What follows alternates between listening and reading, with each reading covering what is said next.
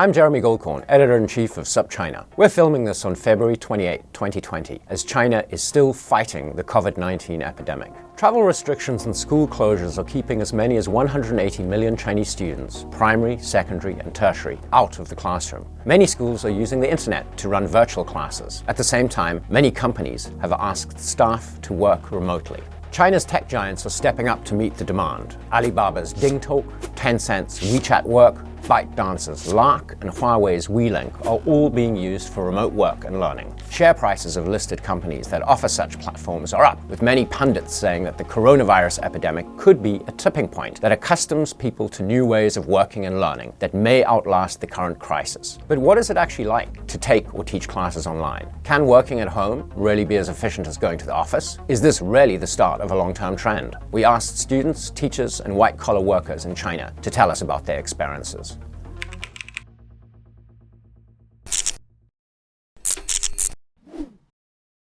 I'm not seeing you here. I'm sorry. Okay. There you are. All right. So we're screen capping on video, and then I also have Luke here. You want me to put like a teacher-like shirt on? Hold on a second. I can got my mobile wardrobe right here. Yeah, right. All by the camera. Hold on. You're breaking up a little bit. Is it still breaking up for you? Actually, I still cannot hear you clearly. The world. So just let me know if you can't hear me and if we need to repeat the question. Tell me a little bit about yourself. I am currently a senior high school student. I am currently living in Xi'an in Shanxi province in China. I am currently a director of college counseling at a high school here. I'm currently in my hometown. It's Shanxi province, quite a kind of central province. My name is Kevin Chen. I'm co-founder at italki.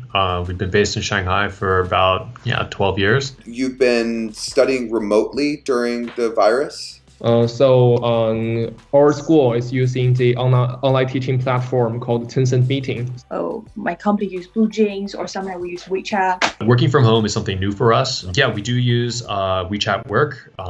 We are also using a bunch of other international platforms as well. Some of us use Slack. We are using Zoom, right, for a lot of our internal meetings. The platform our students have been using is called Identity. It's one of the few that's accessible in China.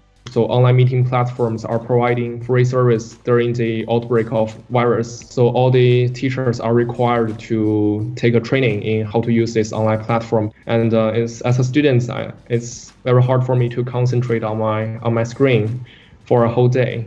I think it's working out for me pretty fine. I think mostly because the nature of my job is that I'm a strategist. So basically what I need to work with is just a PowerPoint. That doesn't really affect me. I think the only difference is that now I can nap whenever I want to. So that's a nice thing. That's not so bad. Yeah. All teachers are starting to realize how the limitations of technology are affecting their teaching, and yeah, it's just been really tough for everybody. I guess, in terms of teaching, there's all the kind of, normal issues that a teacher has. But then when you're teaching online, all those problems kind of get magnified. It's, a lot of students will log in and they'll walk away from their computers, or their parents will bring them some fruit or whatever. And it just distracts everybody, drives everybody nuts, right? It's a really diverse range of challenges, both technological and human. As you know, China just went through this massive experiment for everyone getting into this, and it's been like forced learning. Do you think it's something that you might implement more as remote working, or implementing that into the weekly schedule? Or our thinking right now is that it's still best to have people in the office. But again, I think, who knows what'll happen. It's a hard balance to strike, right? I mean, being away actually also has, of course, as you know, many benefits for just being able to concentrate. Yeah.